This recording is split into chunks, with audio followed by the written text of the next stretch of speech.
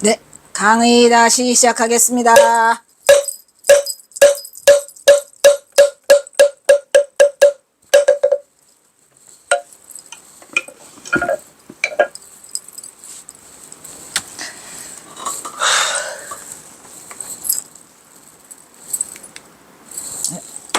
다음은 24강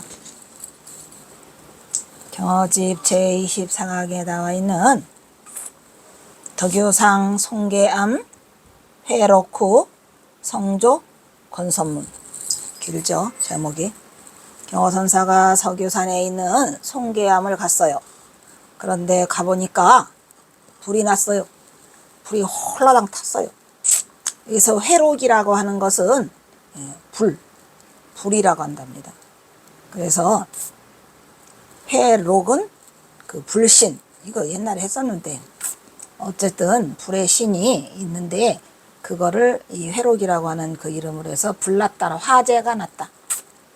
그래서 화재가 난 후에 성조 권선문 새로 짓기 위해서 권선문을 경어선사보고 써달라 해가지고 경어선사가 그 권선문을 써주는 이 그런 내용이에요.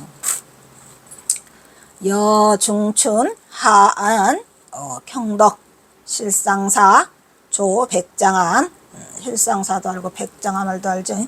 회록후, 회록이 또 여기서 회록은 화재를 회록이라고 해요. 이 전설이 있어요. 사람 이름이에요. 회록이. 그래서 성조 서 금우차 송계암 남내 구의 위문역다로다. 소우어문자 호구 흥냐며 홍락 청야이나 혹강개야이고 혹경 모야 이로다.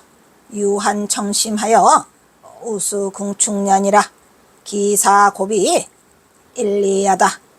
이기소우하여 미유차 이암, 두 개 암자죠. 암지 여시 참담야라.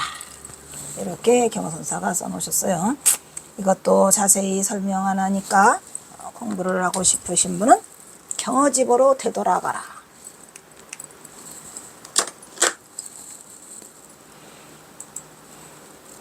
내가, 내가는 나여자죠. 나여자. 내가 음력 2월에 하순께, 음력 2월 하순께 경덕 실상사에서 백장암 회록 조성 서문을 지었고, 그러니까 백장암도 불나가지고 백장암도 불나서 경어선사가 가서 서문을 지어주셨어요. 근데 왜 경어선사는 가시는 곳마다 이런 걸 다 하셨을까요? 경어선사가 문장력이 너무 뛰어나다 보니까 그때 당시로 가방끈이 짧은 스님들이 차마 이 서문이나 권선문을 짓지 못하고 계시다가 경어선사만 가면은 이걸 다 써달라고 하셔가지고 기문, 서문, 영찬이 경어선사 경어집에 잔뜩 남아있죠.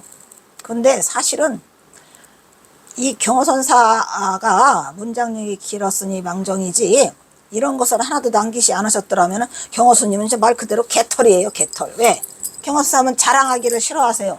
당신을 내세우기를 싫어하셔가지고 아무것도 우리에게 남기지 못할 뻔하셨는데 이렇게 가는 곳마다 이걸 써달라고 그래가지고 남겨놔서 너무 좋아요. 너무 좋아요. 그래서 왜 경어선사의 문장력을 아는 거는 말할 것도 없지만 경어선사가 거기다가 서문을 지어달라면 서문만 쓰시는 게 아니에요. 거기에다 그냥 막 이 선어록을 그냥 대박으로 갖다 쏟아 부어놔가지고 우리가 경어선사의 그런 거를 통해서 경어선사의 중도불이 선사상을 할 수 있었지, 경어선사가 이게 바로 중도불이다, 너희들은 이렇게 공부해야 된다라는 말은 단 한 장도 남아있지 않다는 거죠. 그래서 우리는 이 경어집이라고 하는 것 자체가 경어선사가 이렇게 곳곳에 가셔서 남긴 기문, 서문, 영찬이에요. 기껏 해봤자. 그 동수정의 개사문이고.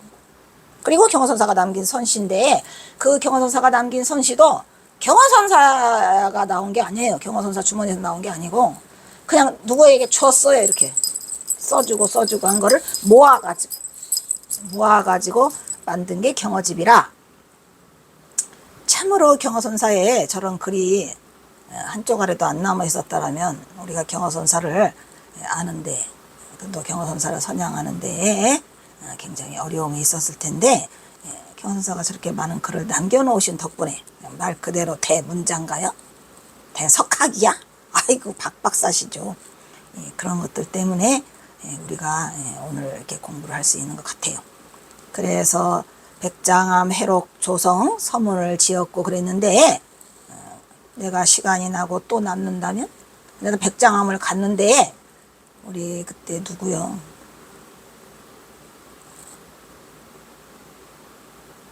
법산 스님이다. 법산 스님이 백장암에 계시다는 소리를 듣고 갔어요. 근데 그것도 이제 누구야 또 법산 스님 제자인 진관 스님이랑 갔는데, 좋아서 간 건 아니고요. 제가 경허선사가 삼수갑산으로 간 까닭, 그것을 경허의 삼수갑산과 상체사상이라는 제목으로 서문물을 냈는데, 어디죠 저기? 그 송광사에 있는 보조학회? 보조학회에서 똑 떨어뜨렸어요 저를. 근데 나는 물론 저도 경허선사의 기질을 많이 닮았다고 했잖아요. 나도 남한테 뭐 글 써서 내놓고 나요 라고 하는 거 정말 싫어하거든요. 누가 나 그냥 뒤에서 그냥 홍현지 박사 부르면 아주 싫어. 나 좀 나한테 좀 아는 체 좀 하지 마시오. 나는 나를 아는 체 하는 사람이 제일 싫더라고요. 그래서 나라는 그 존재감을 정말 내세우지 않고 수십 년을 살다가 동국대에 어떻게 이 지금 경허선사 선양하는 찌들찌들한 인연이 나한테 남은 말년에 남아 있었는지, 제가 쉬운 둘의 동대를 가거든요. 가서 박사 학위를 따려고 하니까 소논문이 필요하답니다. 소논문이 먼저 통과돼야 되는데, 그래서 제가 경허의 삼수갑산과 상체라는 걸로, 삼수갑산을 왜 가셨나가 가장 궁금했어요. 가장 궁금해서 상체사상이라는 거를 엮어서 쓰려고 했는데, 머리털 나고 처음으로 내 글을 보조학회에 넣었더니 똑 떨어뜨려 놨어요. 그래서 또 저도 또 한숨깔 하거든요. 오냐 내가 다시는 안 된다. 그래서 그냥 절필을 한다 그래가지고 그냥 싹 쓸어서 갖다가 그냥 했는데, 진관 스님이랑 그때 당시로 보조학회의 그 회장이 법산 스님이었대요. 법산 스님 계시는 거 가자래 가지고 백장암을 가게 되죠. 근데 백장암 갔더니, 여러분들 백장암 가보셨나? 그 뭐야 이게 석등? 뭐 이런 것도 엄청 섬세하고 이쁘더라고요. 멋있고. 어쨌든 백장암이 뭔 줄 알죠? 백장스님, 백장회해? 백장회해로도 유명하죠. 그래서 백장청규, 뭐죠? 백장청규. 일일 불짝이면 일일 불식이라 한 백장청규. 그래서 백장암에 그 서슬펄은 백장의 기운이 있을 거라는 생각을 가지고 갔었어요. 근데 이미 경허선사가 백장암에 들려서 백장암이 홀라당 탔어요. 화재를 맞은 다음에 거기서 서문을 지었더라, 이런 얘기죠. 근데 그때는 내가 이 사실을 몰라가지고 그 서문을 좀 보여달라고 할 건데, 뭐 지금도 있는지는 모르겠어요. 만약에 그 서문이 있다면 좀 안타깝지만, 왜 만공 스님은 이것까지 경허집에 넣지 못하였을까? 넣었으면 좋았는데 지금은 없어졌을 수도 있고, 또 송계암에 지금 이거 송계암 해록 있잖아요. 이것도 내가 선찰순례를 갔는데 그 송계암 해록을 보여달라고 하니까 너무 놀라웠게도 그 스님 말씀, 송계암 해록은 경허선사가 써준 거, 이거 지금 이거 있잖아요. 어디 저기 대들보, 우리가 지금 얘기하고 있는 저 대들보 상냥문 할 때 그 안에 넣었답니다. 아니 왜 거기다 둬? 거기다 두면 아무도 못 보잖아요.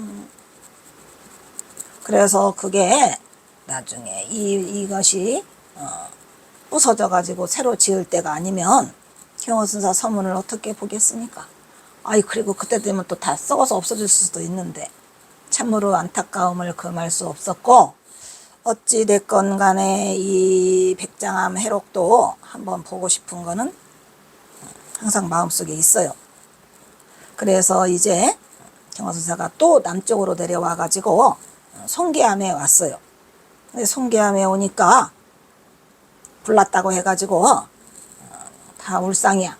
그런데 이제 송계암을 새로 복원시키려고 하면 또 건선이 필요하잖아요. 그래서 그 건선문을 이게 써준 거예요. 지금 경화선사가 지금 쓰신 그래요. 내가 남으로 송계암에 온 지 오래다. 우연히 글 짓는 것이 많은데, 이 말은 뭐야? 경화선사가 생각지도 않았는데 글을 지어달라고 해서 내가 글을 지은 것이 많다, 이런 얘기야. 여기서 주목해야 될 것은 우연이에요. 우연히. 경화선사는 일부러 글을 쓰지는 않았어요. 왜? 아이 풀린 문자인데 뭐 문자를 버린 대선승이 뭐 달라고 글자를 꼬들꼬들 썼겠습니까?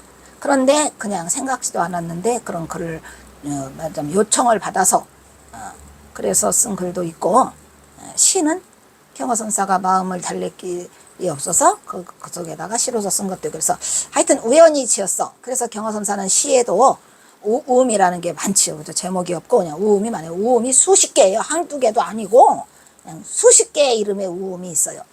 그래서 우연히 내가 글을 지은 것이 많은데, 소위 글이라는 것은 뭐더라? 흥이 넉넉했을 때 글을 짓거나, 그렇죠? 좋아서 글을 짓거나 이란 말이야. 흥이 있어서 글을 짓거나, 또 아니면 불우한 상황에 처하거나 슬픈 상황에 있을 때 글을 쓰거나, 또한 혹은 복받친 슬픔에 잠겼을 때 쓰거나, 혹은 동경하는 것이 있다거나. 이게 딱 경화선사가 딱 쓴 거라니까. 당시 쓴 거 다 쓴 거예요. 이게 지금 하고 뭐를 동경해, 내가 뭘 하고 싶다라고 할 때도 쓰시고, 슬픔을 받을 때도 쓰시고, 불우한 상황에도 쓰시고, 좋아서도 쓰시고, 다 넣을 거 아니에요. 그렇게 내가 썼거나, 또 뭐라 그래요?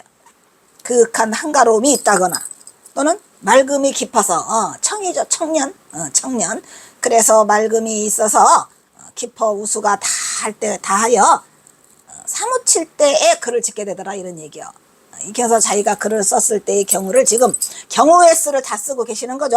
그런데 이런 얘기요. 그런데 이 일이 오로지 한두 가지가 아니다는 얘기예요. 여러 번 이런 일들을 당했다라는 것은 이미 경화선사는 여기에 오시기 전에도 지난번에 말씀드렸던 설정스님이 잃어버린 분철문에도 수백 개가 있었답니다.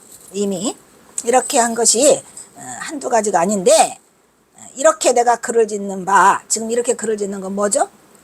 아까 앞에 말한 뭐야? 덕유산, 송계암, 회록후, 건선, 조성문이죠. 조성 건선문. 그러니까 이 건선문을 내가 이거 쓰는 거는 이렇게 글을 짓는데, 이렇게 하는 경우에 이 두 암자에서처럼 참담하지가 않았다는 얘기는 어느 암자? 백장암, 송계암. 백장암에 갔는데 그냥 참담해요. 다 불에 타버려갖고 회록이 돼서 회록. 그리고 또 써주고 간신히 피해서 여기를 왔더니 송계암도 또 마찬가지로 또 이렇게 참담하더라라는 말씀을 하고 계시는데, 경화선사 가슴도 지금 참담한데, 그죠? 누구 할 것 없이 내 속도 지금 시끄러? 나도 지금 속 시끄러워. 근데 그냥 여기서 경화선사는 자신이 그동안 너무나 힘든 과정을 시로서 풀어내고 글로서 접고 우연히 글을 지은 것이 많다라는 것을 알리고 있죠. 실제로 경화선사가 고금당에서 남긴 선시만도 40수가 넘어요. 왜냐? 고금당 하나 드나들면서 고금당 한 곳에서만도 이렇게 40수를 남기고 있어요. 그건 왜냐? 천봉준 장군 때문에, 그 천봉준 장군이 낳은 경화선사 여동생이 낳은 전옥령 감춰놓고 8년 동안 드나들면서 거기다가 많은 시를 남기고 있어요. 그래서 경화선사가 천봉준 장군과의 관계 속에서 자신이 당하고 있는 극한 상황을 빗대어, 소위 글이란 것이 흙이 넉넉하거나 불우하거나 서름에 복받치거나 슬픔에 잠기거나 또는 동경하는 것이 있거나 하고 싶은 일이 있거나 극한 한가로움이 있거나 맑음이 있거나 우수가 깊어서 사무칠 때이거나 이런 때 시를 짓더라, 글을 짓더라 라고 얘기를 하고 계세요. 그 일이 오로지 한두 가지가 아니었는데, 근데 이 두 암자에 와가지고 뭘 쓰려고 하니까 회록을 맞이해서 건선문을 쓰고, 또 아까 뭐였죠? 백장암? 백장암 그 서문 썼잖아요. 그걸 하려고 하니까 무진장 참담하더라. 이렇게 해서 경허선사의 서름도 참담한데 이것도 참담하더라라고 자신의 서름을 빗대서 지금 얘기를 하고 있죠. 그 다음에 이거는 또 뭐냐면 경허 일화 중에서 일화가 경허선사 일화가 몇 개가 전해오죠? 38가지가 전해오죠. 그런데 저는 책으로 이거 끝나고 그 투명인간 경허라는 제목으로 경허 일화를 할 거예요. 다시 책은 투명인간 경허라는 제목으로 나왔는데 일화가 38가지 말고도 제가 89가지인가 모아놓은 거 모아서 만들어 놓은 책이 있어요. 그것도 일단 강의를 할 겁니다. 거기에 나온 것 중에 한 가지, 안전한 바위가 가장 위험하다. 안전한 바위가 가장 위험하다. 이 속에 중도는 있나요? 경허 스님을 모시고 만공 스님이 어느 산중 깊은 길을 가다가 갑자기 비를 만났어요. 두 스님은 큰 바위 동굴의 몸을 피했어요. 그동안 조용한 가운데 경허 스님이 자꾸 그 단단한 바위로 된 동굴 천장을 자꾸 올려다보세요. 또 보고 또 보고 또 보고. 만공 스님이 이런 경허 스님을 보고 의아해 하셨죠. 왜? 스님! 왜 그렇게 천장을 올려다보십니까? 어린 만공이 말을 했겠죠. 스님은 왜 자꾸 천장을 올려다보세요? 하니까 경허 스님이 뭐라고 말해요? 이 바위가 내려앉을까 내가 염려돼서 그런다 라고 하니까 만공 스님이 뭐라고 말해요? 스님, 이 끄떡없는 바위가 내려앉을 리가 있겠습니까? 하고 다시 묻자 경허 스님이 조용히 웃으며 말했죠. 이 사람아, 가장 안전한 곳이 가장 위험한 곳이라네. 이거는 지금 경허 선사가 만공에게 뭐를 해주는 거예요? 활구법문을 하고 계시는 거예요. 무슨 법문? 살아있는 생생법문이라고 그러죠. 생생법문, 활구법문을 생활 속에서 지금 보여주고 계시는 거죠. 그죠? 그래서 이 이야기 속에는 누구? 가장 안전한 곳이 어디였어요? 김경천이라는 놈이었죠. 순창피놀이. 순창피놀이로 전봉준이가 우금치에서 대패를 하고 다 퇴각을 하면서 찾아 들어간 곳이 순창피놀이였어요. 김경천이 놈. 왜? 옛날에 부하였거든요. 그래서 가장 믿을 수 있다고 거기를 찾아 들어갔는데 이 김경천이란 놈이 전봉준 장군이 관가에서 내놓은 그 상금 1000냥의 눈이 어두워서 전봉준 장군을 고발하게 되죠. 그래서 가장 안전한 곳이 가장 위험하더라. 그래서 거기서 끝이 나요. 인생 쩍바거리가 나죠. 경허 스님을 모시고 만공 스님이 어느 깊은 산중을 가다가 비를 만났죠. 그래서 이렇게, 이거 지금 똑같은 건가? 아닌가?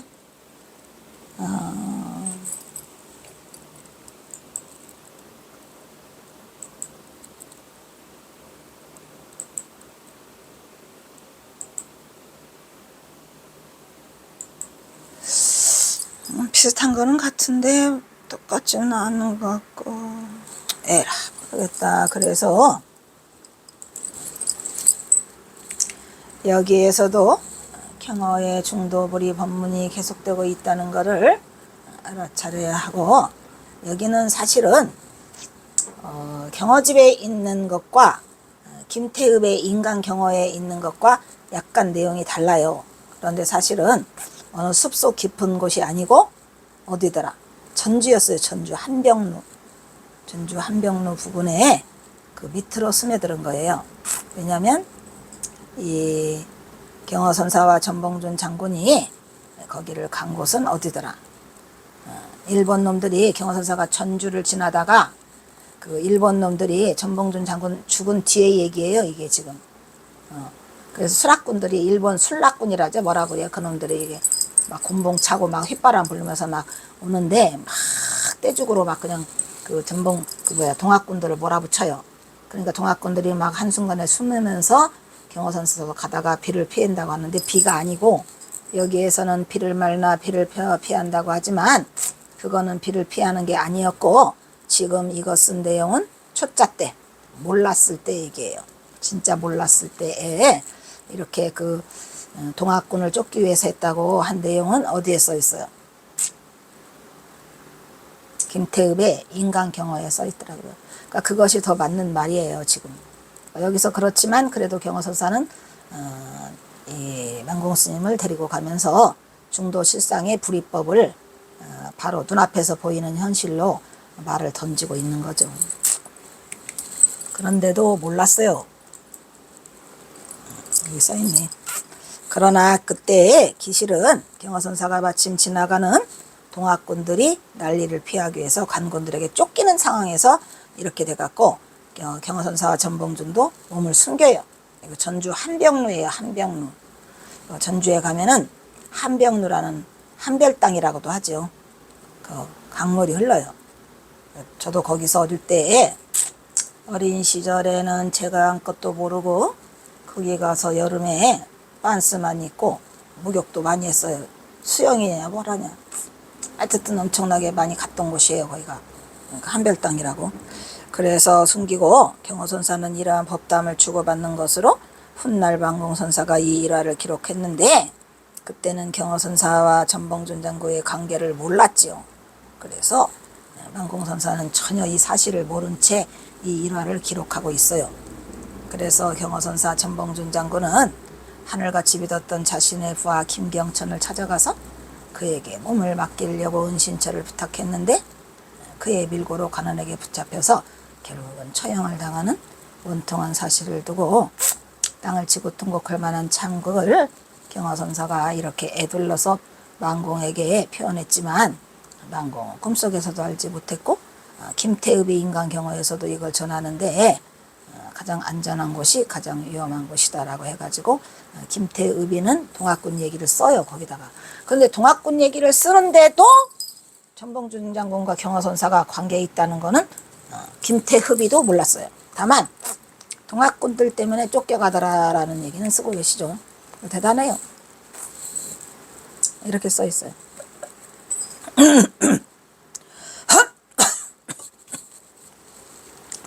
이거는 김태읍 이야기.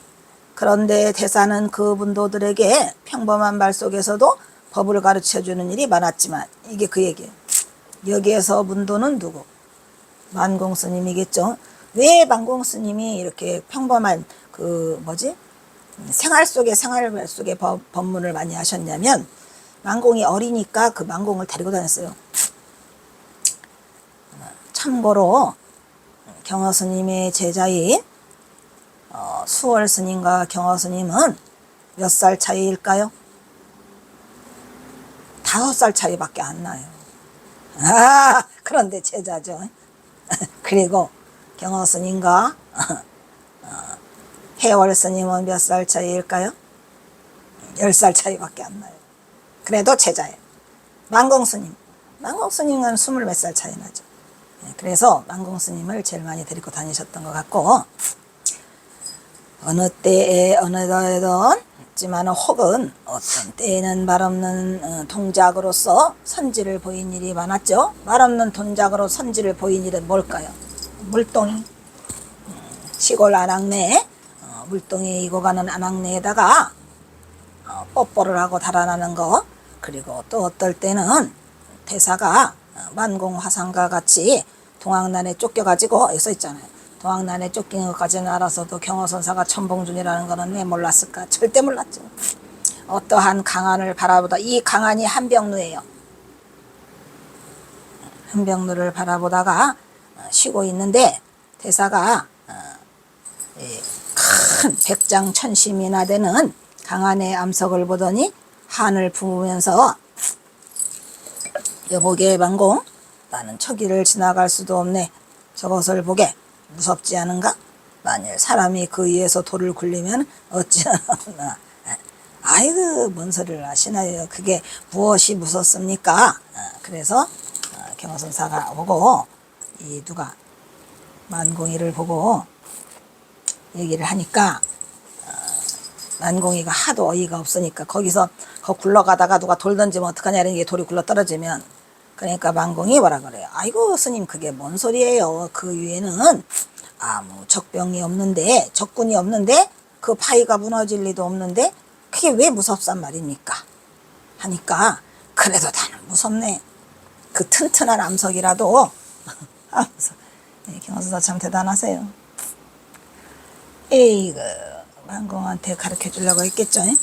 그래서 만공 화상은 대사에게 이 말을 듣고서야 비로소 대사가 그 강 안에 암석을 가르쳐서 무서운 게 아니고 동학군이 무서운 게 아니고 인개개가 가지고 있는 오음산이 무섭다는 것을 깨닫다고 한다. 근데 이것도 또 뻥이에요. 이것도 사실은 김태읍 스님 개인 얘기죠. 경허선사는 오음산을 말하려고 한 게 아니에요.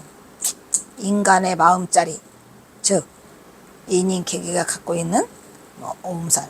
여기서 불교적인 얘기를 하려고 했던 게 아니라 인간의 배신, 추악함 이런 거를 알려고 했는데 가장 안전한 곳이 가장 위험하다는 말을 하려고 했는데 여기서는 지금 인인개개가 가지고 있는 오음산을 지금 얘기하고 있다 하고 있죠.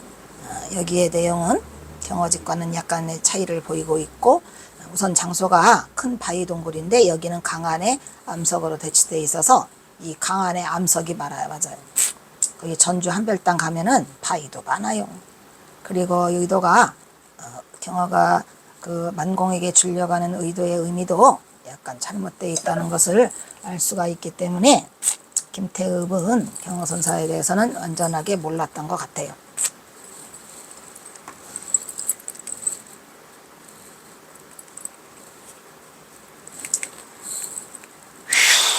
어이구, 안 넘겨졌네.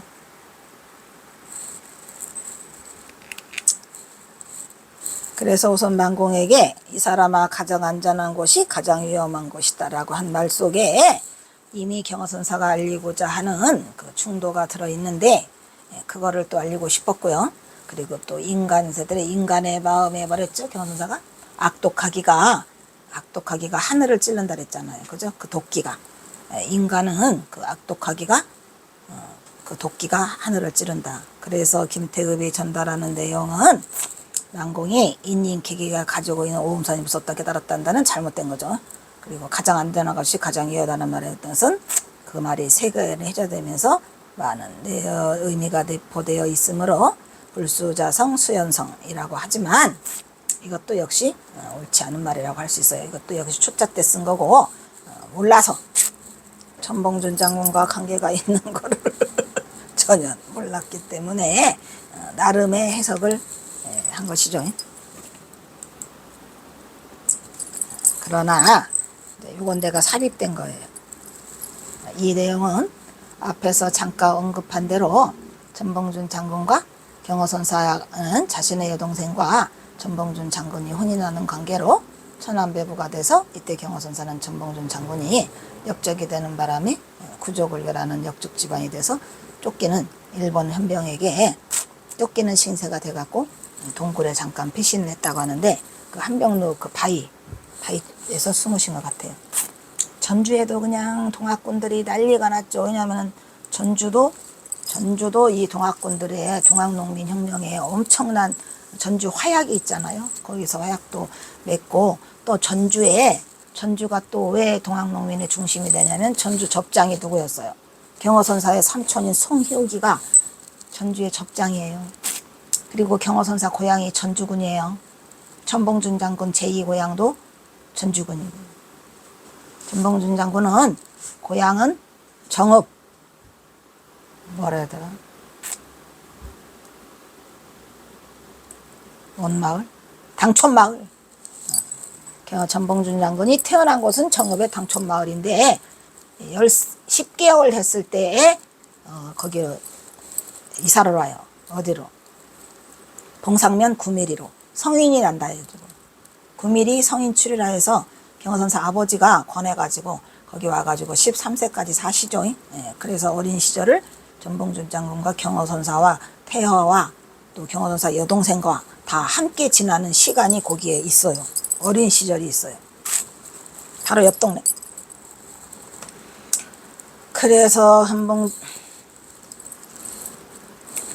전봉준 장군이 거사한 1894년 동학농민혁명이 공주 우금치 전투에서 대패를 해가지고 관군에게 쫓기는 신세가 돼가지고 안전하게 대피하기 위해서 순창 피놀이로 숨어들었는데 잡혔죠.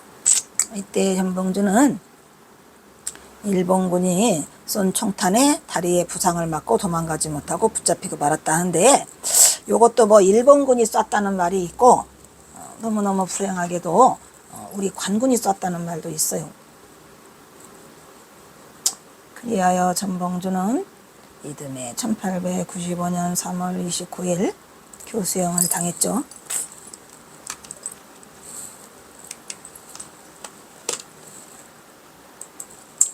아마도 경어는 이러한 사실을 두고 가장 가슴 아픈 교훈을 제자인 만공에게 전하면서도 이 말을 다 하지 못하고 세상에 믿을 놈은 하나도 없다는 것을 가장 안전하다고 믿었던 부하에게 당하고만 이 역사적 사실을 들추고 있는 것으로 보이죠. 만고의 영혼 전봉준은 하루아침에 만고의 역적이 됐어요. 그래서 형정의 이슬로 사라지고 천하의 대선사 선지식 경호는 역적이 돼서 일본 경찰의 추적을 피해 쫓기는 신세가 되고 말았죠. 그리하여 그의 추적은 때로는 세간이 이해할 수 없는 행동으로 추강성의 모습을 보이기도 하고 세상의 눈을 피하고자 파라코의 모습을 보이고 있죠.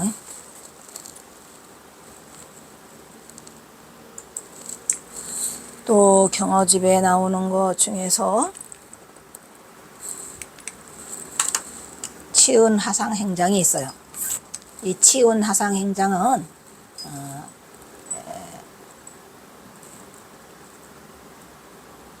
치은화상, 즉 이 치은화상행장이 있고 또 용은대사행장이 있고 설용화상행장이 있고, 경어집에는 그 화상의 행장이 3개가 있어요. 그 중에 이제 이거 치은화상행장인데 치은대화상행장이죠. 원래는 대자가 있더라고요. 여기에 우리가 경어집을 실은 저 경어집에는 대자가 없는데, 제가 경어 연극 동국대 이해랑 예술극장에서 하면서 거기 나레이션을 맡았던 성웅스님의 소개로 치은화상행장과 용은화상행장을 구입할 수 있는 기회가 생겼어요. 그래서 설정스님이라 와서 구입을 했는데, 그때의 그 원문을 보니까 치은화상이 아니에요. 치은대화상행장이에요. 근데 어떻게 이 대자를 빼먹었을까? 좀 안타깝죠. 왜냐하면은 이 표지에는 치은화상행장이라고 써 있는데 그 표지를 지나서 원문에는 치은대화상행장이라는데 옮겨 적을 때 이 대자를 빼먹었더라고요. 근데 이 치은화상행장을 제가 원문을 손에 쥐었잖아요. 그래서 이거를 번역을 하니까 무려 185군데가 틀려 있어요. 185군데가 틀려 있는데, 아니 어떻게 옮겨 적을 때 잘 적으셔야죠. 그러니 이 경어선사 원본이 없어서 제가 이거 해석하면서 매끄럽지 못한 이상한 것들이 너무 많고, 그래서 아마 성명정 스님도 이상하게 그래서 저는 내가 성명정 스님의 그 선시나 이런 번역본을 대부분 많이 활용한 이유는 그 화살을 좀 피하기 위해서죠. 왜냐, 내가 번역해놨다면 또 세상이 또 지랄할 거 아니에요. 그래서 성명정 스님의 것을 거의 다 따라요. 하지만 너무 아닌 건 아닌 거고, 또 이제 성명정 스님이 열반을 하셨으니까 내가 성명정 스님이 열반하신 뒤에 내가 이것을 하리라 생각을 해갖고 거의 성명정 스님 거를 많이 따르는데, 걔가 이걸 하다 보니까 성명정 스님도 어찌할 수 없었겠구나. 이게 왜냐면 이 한문이 이상한 게 잘못된 게 많고 빼먹은 것도 오자 탈자 누락된 거 많아요. 그래서 내가 집에 제가 낸 경어집에는 이 치은화상 행장을 그 경어집에 나와 있는 원본대로 했어요. 그래서 원본대로 했더니 185군데가 틀려가지고 다 수정 작업을 거쳐가지고 그게 책으로 들어가 있어요. 지금은 바르게 돼 있죠. 그거는 새로 낸 경어집, 제가 쓴 경어집. 영문본도 만들었어요. 영문본 경어집은 6권, 한글본 경어집은 3권. 근데 영문으로 하니까 2배가 나오더라고. 원래가 2배가 나온다고는 하더만 영문이 말이 더 길은가 봐. 그래서 제 경어집을 한글본 3권, 영문본 6권, 그래서 총 9권을 제가 코로나 대왕님 덕분에 집에서 짬받고 앉아가지고 그거를 내게 되죠. 그래서 그거를 원행스님 갖다 드렸더니 원행스님이 그 기록관에다가 그거를 했어요. 그래서 지금 기록관에, 조계종 기록관에 들어가는 있죠. 어쨌든 여기는 치은화상 행장이 아니고 치은대화상 행장이에요. 그래서 그 전에 동국대를 다닐 때 제가 힘이 없잖아요. 학생이니까.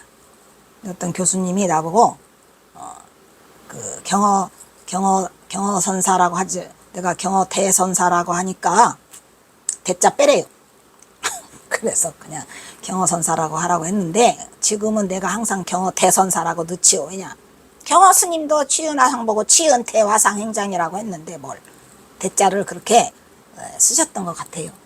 그래서 저도 꼭 경어대선사라고 제가 하죠. 여기는 원래 치은대화상 행장이에요. 불화점잔이요 정법 안장이 도지이진하고 이 화상능전 정해요 태정퇴강 어사세야라 가위 화중년화로다 찬하 가진 여의 소용 폐기하고 무용 어세하니 이불 화지하고 위패 막자하고 백단 구발하니 이 토덕 불능제니라 등문 장력하고 언이로다. 이렇게 써서 이것은 세상에서 그 경어선사를 이게 폄훼하는데 1등으로 써먹는 문장이에요. 이게 아니 어쩌다가 그렇게 됐는지 경어선사는 단지 치은화상의 제자들이 아주 써달라고 애걸복걸을 해요. 그 삼형제가.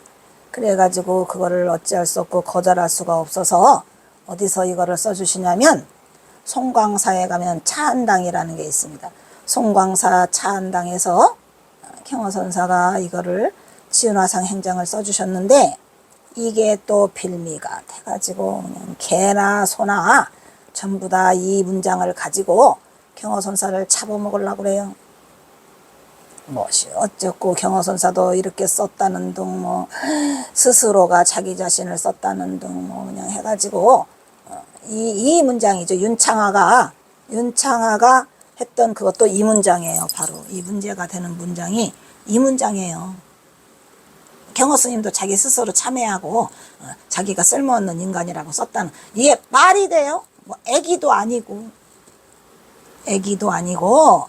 경어선사가 이 치은화상 행장을 무려 몇 장을 써주시냐면 15장을 써주세요. 대단하죠. 이씨, 그건 있어요. 내가 다 원본은 물론 수덕사에 가 있죠. 원본은 수덕사로 보냈는데 수덕사 박물관에서 이거를 전시를 한 적을 본 적이 없어요. 왜 전시를 안 하냐고 하니까 잘 있다고 하고 뭐 코로나 때문에 그런다고는 하지만 꼭 전시해 주세요. 용운대사 행장도 꼭 전시해 주세요. 확인할 겁니다. 몇 번을 이걸 확인하려고 보냈는데 본 적이 없어요. 내 눈으로도 본 적이 없어요. 그러니까 꼭 모든 대중이 다 볼 수 있도록 용운대사 행장, 치은화상 행장 이거 2개 꼭 전시해 주시기 바랍니다. 치은화상 행장은 무려 15장이고 용운대사 행장은 11장이에요. 내가 물론 사진은 다 찍어 놓고 경어선사 경어집에 원문 그대로 다 실었어요. 어쨌든 이 치은화상 행장은 경어집에는 있어요. 근데 원문이 없었죠. 원문이 그렇게 틀려 있고 그 다음에 용운대사 행장은 경어집에도 없어요.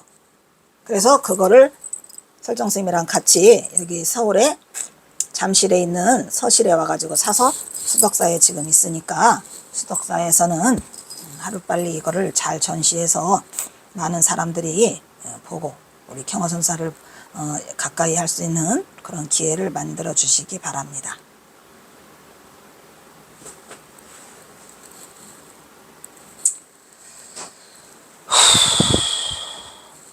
부처님의 교화가 점점 쇠잖아요. 정법안장이 땅에 묻혀서 없어졌는데 화상이 등이 청해에 전념하여 누가 어떤 화상이? 치윤화상이. 그러니까 부처님의 교화가 점점 쇠잔해서 정법안장이 땅에 묻혀 없어졌다는 얘기는 아마 경어선사 당시에도 부처님의 교화가 바닥까지 내려간 것 같아요. 그래서 경어선사가 선풍을 일으키려고 했었죠. 그런데 화상이 누가? 치윤화상이 등이 이렇게 정해에 전념해 가지고 이 세상에 무너진 기강을 정비해서 크게 정비하니 가히 뭐더라? 불 가운데 화중연화로다 이런 얘기죠. 아까 나왔었죠 원문에. 누가 화중연화로더라? 치윤화상이 화중연화로더라 이런 얘기예요. 그래서 내가 어떻게 그 칭찬을 다 할 수 있겠는가? 치윤화상이 대단하신 분이었다는 얘기죠. 그런데 나는 이런 얘기야.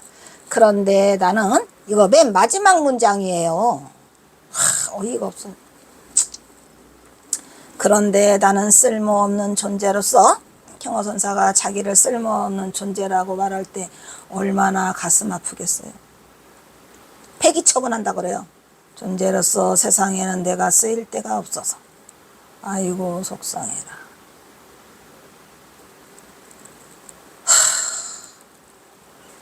아마 이걸 쓰실 때에 경어선사가 이거 여러 번 거절해요.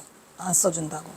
그냥 제자가들이 자꾸 3명이 와가지고 이거 경어집 원문에 우리 경어집 공부하는 거기 가면 다 써있어요. 자세히 썼으니까 제자 이름까지 금명 뭐 해가지고 다 써놨어요. 그러니까 거기가 자세히 보시면 되는데 여기서는 그냥 간단하게 나는 쓸모없는 존재로서 세상에 잘못 쓰일 데가 없어서 부처님 교화에 폐가 되어 내가 폐까지 잘못이 함께 일어나니 내가 토와 덕으로서도 능히 구제할 수 없는데 내가 어떻게 문장으로 구제할 수 있겠느냐 해가지고 나는 치윤화상 행장을 쓸 자격이 없다라고 해서 그 앞에는 뭐라고 써 있어요. 내가 문필을 끊은 지가 수십 년 됐다는 얘기도 써요. 엄청 길어요. 치윤화상 행강 15장 중에서 요거 겨우 하나 꺼내온 건데 요렇게 작은 끄터머리에 요 끄터머리에 조금 언급을 한 건데 그거를 가지고 뭐라 그래요. 경어선사가 자기 자신을 쓸모없는 인간이라고 말했고 부처님 교화에 100가지 폐가 돼 이런다고 썼고 나는 토와 덕으로도 구제할 수 없는 인간이라고 썼는데 본인도 그렇게 썼다라고 이 문구를 이용해 가지고 하는 그 작태는 좀 아니죠. 그런데 아마 그분도 몰라서 그랬을 거예요. 몰라서. 알았겠습니까? 이렇게 전봉준 장군 때문에 전봉준 장군이 처형당하고 쫓기고 이 슬픔을 간직한 채 경어선사가 이거를 썼다는 생각은 꿈에도 몰랐을 거예요. 그래서 그분도 딱 하죠. 이제 일단은 뭐 다 알았으니까 우리가 모두가 다 이해하고 이제는부터는 경어선사를 선양하는 일만 남았고 절대로 그러질 않아요. 근데 이거를 쓸 때 나는 세상에 폐기 처분할 물건이다 라고 하는 그 말을 쓸 때에 얼마나 가슴이 아팠겠어요. 여기 써있네. 여기 소용 어이 소용 폐기 여기 있잖아. 아무래도 내가 소용이 없다. 쓸모할 게 쓸모가 없어서 폐기 처분할 물건이다 이런 말이요. 내가 무용지물이라고 써있잖아. 가슴이 찢어지지요. 폐기 처분해서 무용지물이라고 쓰는 이거를 쓰는 경어 자신이 이게 아무나 쓰겠습니까? 인간이 이거 잘 못 써요. 자기가 아무리 그런 사람일지라도 내가 이런 인간이라고 이걸 스스로가 이렇게 쓰잖아요. 무용지물, 폐기 처분, 소용이 없다. 아이고 어떻게 하면 좋아요. 그리고 또 뭐라 그래요. 도덕으로도 나를 능히 구제할 수가 없다 이 말이죠. 능제. 나를 구제할 수 없는 인간이라고 100가지 폐단이 일어난다고 하는 이거를 스스로가 이 글로 썼을 때 얼마나 가슴이 아팠겠습니까? 그러니까 왜 써달라고 자꾸 해. 써달라고 왜 졸라 자꾸 그냥. 그랬는데 안 써준다고 하고 가다가 눈이 너무 많이 왔어요. 눈이 너무 많이 와서 거기서 신숙을 해요. 신숙을 그랬죠. 이틀 밤 잔다고 그랬죠. 떠날 수가 없어요. 눈이 그냥 여기까지 쌓여가지고. 그래서 그냥 미끄러진 김에 쉬었다 간다고 쉬어가지고 그냥 차 한 당에서 이걸 써주셨는데, 이걸 써주는 바람에 그냥 온갖 비바람이 다 불어닥쳐가지고 광풍이 불어닥쳐서 경호선사는 한마디로 그냥 폐기 처분할 무용지물로 여기가 그냥 나락으로 떨어지고 말았죠. 이 문장이 그 문장이에요. 너무너무 속상하다는 거죠.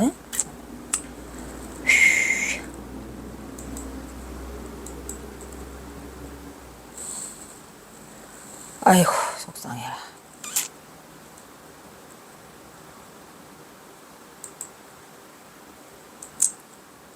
그래서 세상은 이러한 경호선사의 심정을 아무도 이해하지 못하고 마치 경호선사 자신도 이렇게 자신의 잘못을 인정하고 참회하고 있지 않느냐고 윤창화가 2012년 경호선사 열반 100주년 불교 평론 논문에서 경호의 주색과 삼수갑산이라는 제목을 썼는데 듣기만 해도 제목도 끔찍끔찍하지요.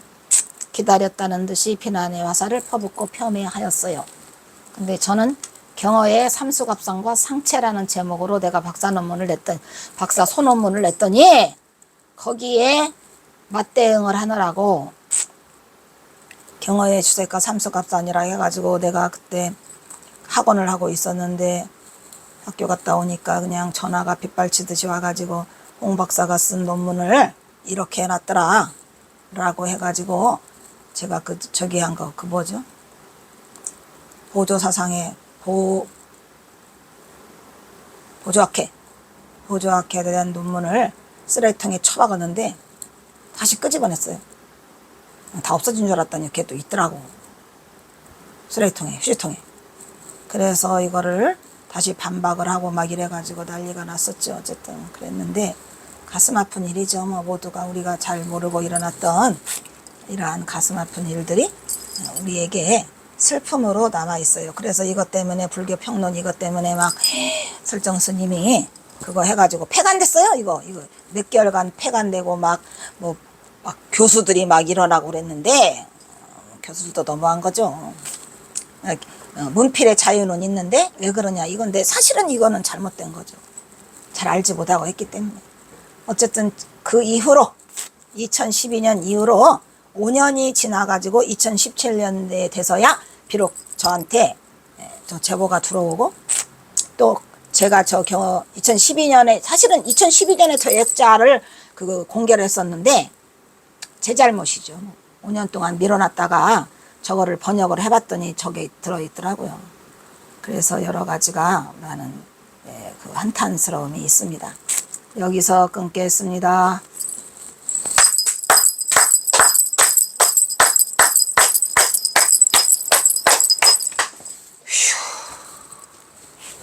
휴.